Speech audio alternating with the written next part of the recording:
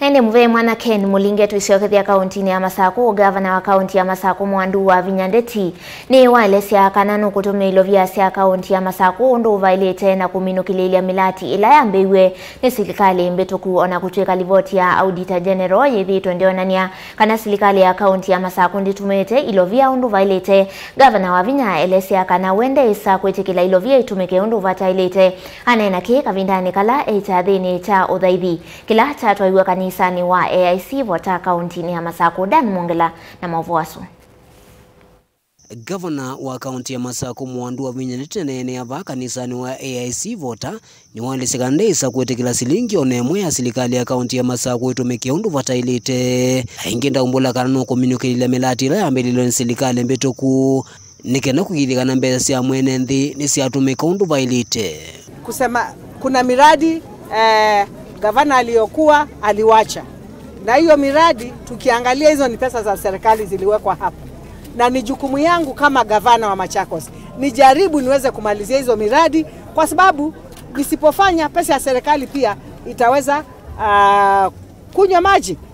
Nakumbuka kulikuwa na swala ya ile nyumba ya Machakos, hii ofisi yetu kubwa hapo Machakos, hiyo contract ilipatiana 2017 na contractor akapatiwa kazi akajenga, contractor akafika mpaka level I think 6th floor, na kutoka nikuje tumeendelezea tukifuatia hiyo contract ya ule alipatiwa hiyo contract ofisi iweze kuisha.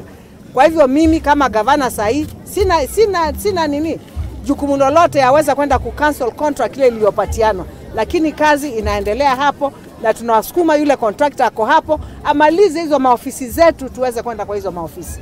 Wevindani uni wakulia na matakitali ulumana maofisa nne ala maendeleo utuaisia mokomo matuaisia unene na silikali nikenda kuitana nende ala maendeleo na kuthina muno ala meutamuka masivitali ni masilikali kumandha uwiti. Healthcare yangu nitarudia na nitarudia tena. Ni vizuri watu wakae chini wasemezane. Hii dunia sio ya mtu na hakuna mtu anajiweza katika hii dunia. Sisi kama serikali tukae chini na madaktari, na madaktari wakubali kukaa chini na sisi, na especially from the Council of Governors. Na hata kuna vitu zingine zinaambiwa wanasema hazijafanywa, na sisi kama kaunti zingine tushatimiza hayo maneno. Kwa hivyo vile nawaomba wasichukue kitu kama blanket. Kuna zile kaunti wamefanya yale mengine yalikuwa wamesema wafanye yafanywe.